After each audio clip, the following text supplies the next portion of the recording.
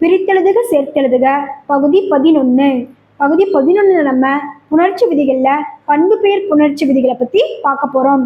இதுக்கு முன்னாடி ஒரு 4-5 விதிகளை பற்றி போட்டிருக்கோம். முன்னின்ற மெய்த்தெரிதல். இப்போ மை விகுதி கெட்ட நிலைமொழியின் இறுதி எழுத்து மகர மெய்யாக இருந்தால் முன்னின்று மெய்த்தெரிதல் விதியின்படி மகர மெய் திரிந்து புணரும். இங்க என்ன சொல்லியிருக்காங்கன்னா, இப்போ செம்மை கூட்டல் ஆம்பல் அப்படின்னு கொடுத்துட்டு இதை சேர்த்தெழுதி சொல்லும் போது நம்ம இந்த பண்பு பெயர், இது ஒரு பண்பு பெயர்ன்றதுனால பண்பு பெயர் புணர்ச்சியை பயன்படுத்தணும். இப்போ ஈறுபோதல் அப்படின்ற விதியின்படி இந்த மை மறைஞ்சிடுச்சுன்னா செங்கூட்டல் ஆம்பல் அப்படின்னு எழுதணும். அடுத்து ஆதி நிழல், அதாவது முதல் எழுத்து நெடில் எழுத்தா மாறும். சேங்கிறது சேவா மாறி சேம் கூட்டல் ஆம்பல்னு வரும்.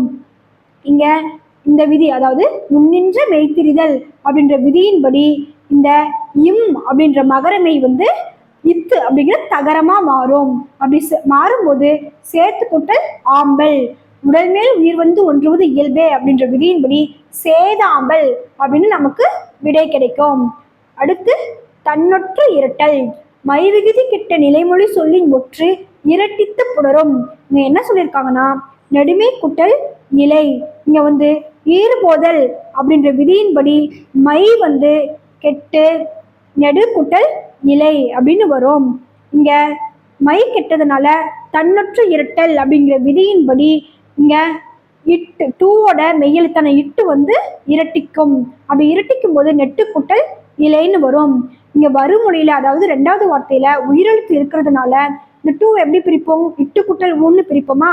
அந்த ஊ உயிர்வரின் உட்குரல் மெய்விட்டோடும் அப்படின்ற விதியின்படி மறைஞ்சிரும். அப்படி மறையும் போது இட்டு ரட்டிக்கும். நெட்டு கூட்டல் இலை. உடல் மேல் உயிர் ஒன்றுவது இயல்பே அப்படின்ற விதியின்படி நெட்டிலை அப்படின்னு நமக்கு பதில் கிடைக்கும்.